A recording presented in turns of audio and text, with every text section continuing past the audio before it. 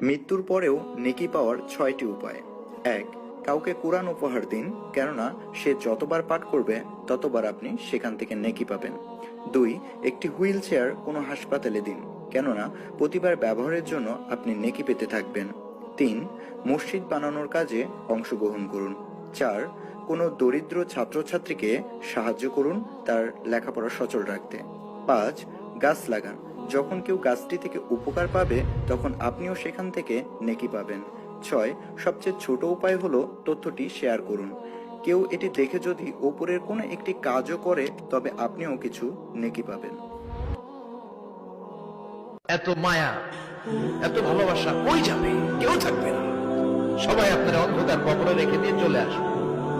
উপরে বাঁশের কঞ্চি, তার উপরে মাটির চাপা, অন্ধকার আর অন্ধকার। এই অন্ধকার যেন শেষ হতে চায় না, শুধুই অন্ধকার, ঠিক কিনা?